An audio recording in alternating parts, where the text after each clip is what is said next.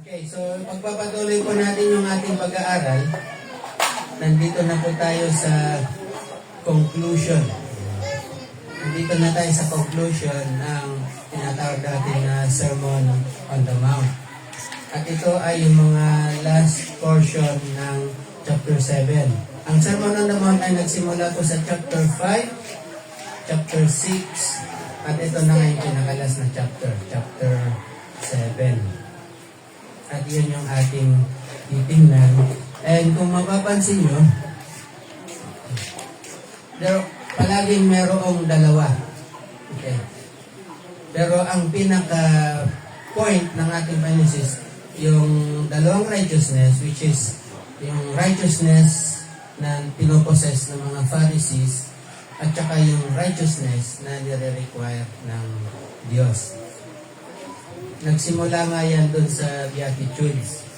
Kasi ang righteousness na ito, hindi lang basta pinoposes ng isang Kristiyano, kundi dapat nakikita. Yun. Nakikita sa iyong mga pag-uugali o tinatawag na attitude. Kaya siya Beatitude. Or actually, yung ibig sabihin ng Beatitude ay blessedness. Makarios. Okay. Pero i-develop yon ng ating Panginoon. I-develop niya yon from chapter 5, chapter 6, and then ito na nga yung conclusion. At kung mapapansin nyo, palaging mayroong dalawa. Ano yung mga yan? Yung dalawang gate, dalawang door, dalawang nagtayo sa buhangin at saka sa batuhan, at yung dalawang bunga. Yun. Yung sa mga false prophet, makikita mo sila sa kanilang mga bunga.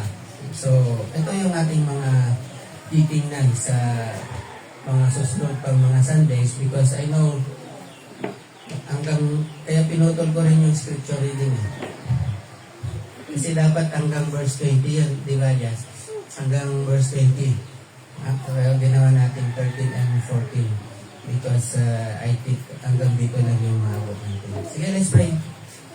Lord, salamat po sa umagang ito. Muli kami po ay dinako mo dito upang sa ganon ay sama-sama po kami as a church na magpupuri, magsasaba at mag-aaral na yung mga salita. Turuan mo po kami, Ama, upang sa ganon, ang mga bagay na aming matututunan ay siyang gabay namin sa buong isang linggo ulit na darating. Salamat po, even sa mga namunod sa aming FB Live. Pagpalain mo rin po sila, and thank you na nandiyan po sila na nakikinig at kasama po namin na natututo po sa aming pag-aaral. In Jesus' name we pray. Amen. Okay, so again, ang ating pag-aaral ay verse by verse, chapter by chapter, book by book. So meaning, tinatapos natin ang isang chapter bago tayo pupunta sa next na chapter. And dito, even sa ating buhay, kayo din, alam ko, naranasan niyo ito, na palaging mayroong pagdidesisyon. Mayroong pagpipili na nangyayari. Siguro kanina meron din. Mamimili ka, dali. Sisimba ako, hindi. Sisimba ako, hindi. Kulang na lang, kuha ka ng bulaklak, tapos pipitas, sisimba, hindi. Sisimba, hindi. Or kung nagdesisyon na, ay, kailangan ko magsimba. Pagbukas niya ng aparador, ito ba susuotin ko? Ito ba susuotin? Diba, sa bawat araw, sa bawat oras, naharap tayo sa iba't ibang mga pagdidesisyon. May mga desisyon tayo, of course, na sometimes ay whether magkamali ka o hindi, okay lang. Diba? Halimbawa, yung sa damit, wala namang problema kung ang naisot mo ay kulay red kahit na puro naka-pink yung kasama mo at saka naka-black. Diba? Wala namang problema doon. Pero, meron din tayong mga desisyon sa buhay na ang dulot nito ay, ang epekto nito ay pangwalang hanggan or forever. Yun yung ating titingnan. Kasi may mga decision tayo na pwede naman pansamantala and pansamantala rin yung effect. Pero may mga decision tayo na it involves yung ating future. When you say future, hindi lang tayo short-sighted pagdating siya sa future, kundi long-term na future. Yung tinatawag natin na forever. Kahit pa sabayin nila na walang forever. Pero sa Panginoon, mayroong forever. Yan yung tinatawag na buhay na walang hanggan. Now, balik tayo sa righteousness. Dalawang righteousness to palagi. At ang tinuturo ng Panginoon is lagpasan natin yung righteousness ng mga Pharisees. Ang mga Pharisees, paano kaya natin sila lalagpasan? Kasi kabisado nila ang Torah, ang law, the law and the prophets, meaning yung Old Testament, alam nila yung mga pasikot-sikot doon, memorize nila ito. Paano mo lalagpasan kung isang verse lang ay yun ang memorize mo ng isang verse lang? John 3:16. So, paano kaya natin sila malalagpasan kung ito ay nakabase doon? Yan. Pero salamat sa Panginoon, hindi doon nakabase. Kasi kung hindi, abot na tayo ng 70 years old. Hindi natin mamemorize yung buong Bible. Pero, hindi na lang hindi doon. Sapagkat, ang sabi ng Panginoon, lalagpasan mo ang righteousness ng mga Pharisees, and actually, ang sabi niya, be perfect as your Father who is in heaven is perfect. Ibig sabihin ng perfect ay walang kapintasan, wala nang kulang sa Kanya. Ang ating Diyos ay all-sufficient God. Wala nang hanapin sa Kanya. Yun ang talagang wala nang hanapin pa. Okay? At wala ka rin may dadagdag sa Kanya.